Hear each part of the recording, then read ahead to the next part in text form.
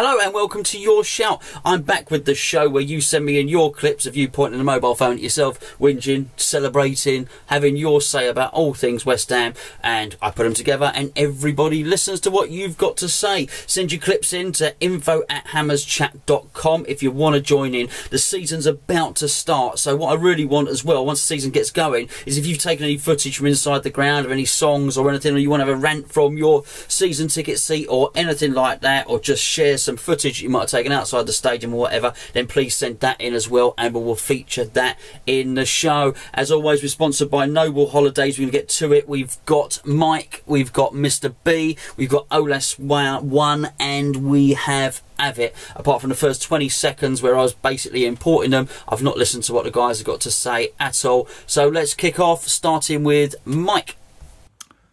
Hello fellow Hammers, Mike here. Just a few thoughts on the transfer window. It's great we've signed Hernandez. Big thumbs up, well done. Proven striker, hooray, brilliant.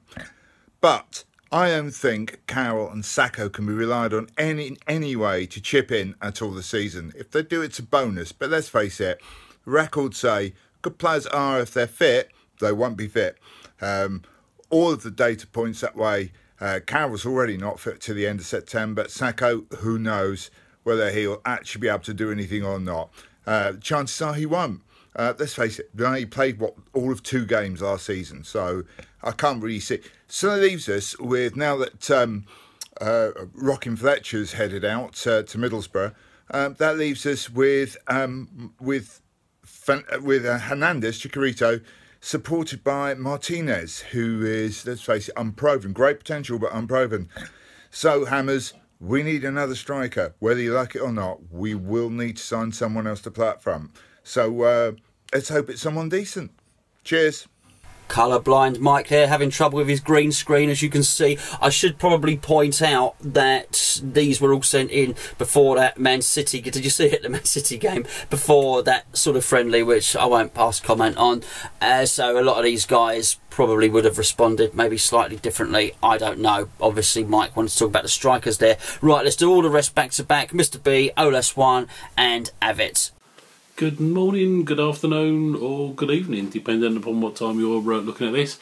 I just want to talk a couple of minutes about Mark Noble in particular.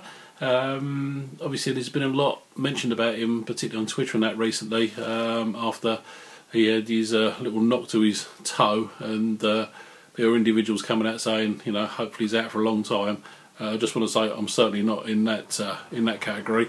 In fact, Dan Lawless on West Ham TV did a really good little article, a really good piece, which summed it up. So I'm not going to go and regurgitate everything that he said, but other than to say, I just think it's pretty sad if people just want to see any of our players out long term, irrespective of what you think about them.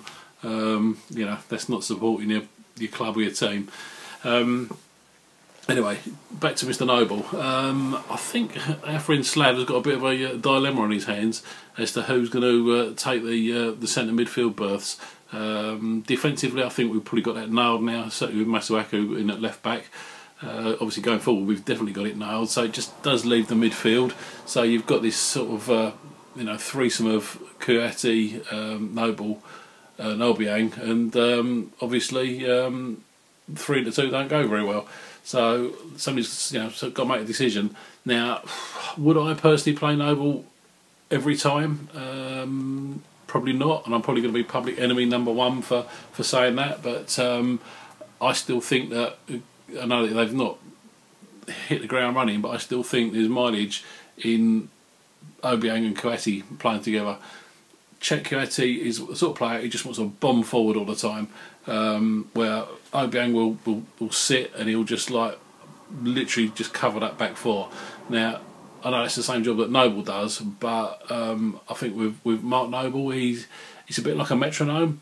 He sets the pace of the play, and he's, by the nature of the way he plays, there's a lot of short passes. He keeps, he tries to keep possession of the ball, which is all well and good, but that transition from defence into attack always seems to be a little bit slower when he's playing.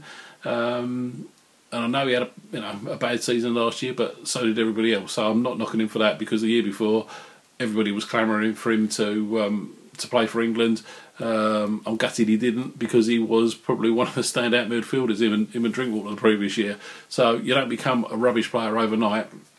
And he's got it in his locker to do it, and I'd love to see him do it. But he's another year older, and I'm just not sure whether or not he fits in the style of play that I think Bilic wants to do, which is to say, he's just moving that ball from back to front a little bit quicker.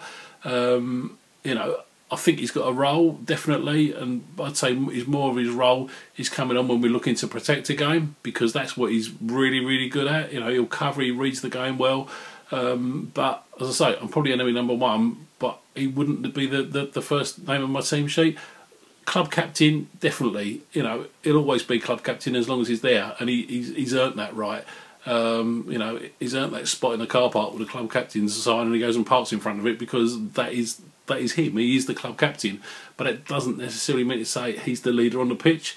So even when he does play, yeah, he's captain, great, but you've got people like Zabaleta in there now. Certainly Hart, big vocal characters, will really, really galvanise the team, and I don't see Mark doing that. Yeah, he'll go around and he'll clap people and pat them on the back and that, but he's not a driver. He's not that driving force that we've lacked, really, since the likes of Dixie and people like that just really drive people forwards.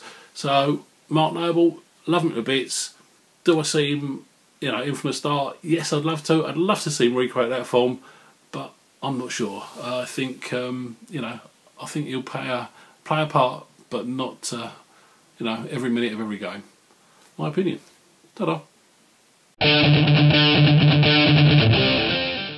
Why does that geezer Gonzo sit in a carsy filming himself? Muppets. So Ashley Fletcher has departed and gone to Middlesbrough for £6.5 million. A lot of people think that's good transfer business. He only joined on a free transfer last season from Man United. I disagree. I think the player at 21 had a lot of good potential. He was one of the highlights of last season. He looked good on the ball, good positional sense, and a lot of pace. Sadly, as a striker, we're judged on how often you can hit the back of the net, and his strike rate was 0 in 16 Premiership games, although much of that was coming off the bench. He did bag a goal, I hasten to add, against Man United in the Cup. His record at Barnsley on loan when he was at Man United wasn't prolific. He scored 5 in 21, but the Tykes rated him very highly, and one for the future. One for the future, a lot of similarities between him and Marcus Rashford. And actually, Marcus Rashford, slightly younger at 19, his rate of goals is 10 in 43, although he has made the step up to England's national career, 1 in 9, but obviously does look a big talent. So what are we going to take from this? I think ultimately it could be one that bites us if he does well at Borough. Hopefully there is a sort of clause that if he is sold on for a bigger fee in the future, that we get some of that money. But I think £6.5 million in today's transfer market, it wasn't money we necessarily needed, and I would suspect that the player wasn't on a high salary. Personally, if I was Bilic, I would have loaned him out to a club in the Championship. Leeds and Borough would have probably taken that, and then obviously if he proved himself, then clearly we've got a talent for the future. But we shall see. Tonight, Matthew, I'm going to be singing a West Ham song in the style of Mr. B. I've taken up Avit's challenge, and I'm going to do a song. If it's an old song, if you were born before 1920, you probably ain't heard it. But it's a little song called "It's a Long Way to Tipperary." And I haven't got any panpipe music for this song. I'm going to have to put some piano music on. So yeah, okay, so this is it. And it's all about little P. And it's called "A Long Way to Guadalajara." I can't sing, so here we go.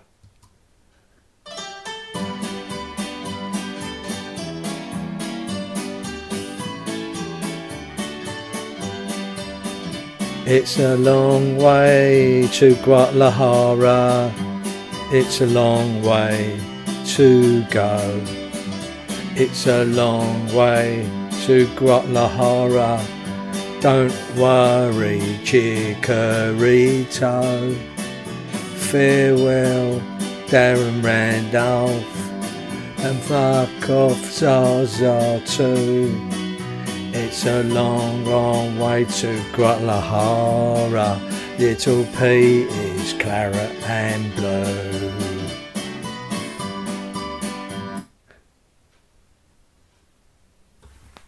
Come on, you irons.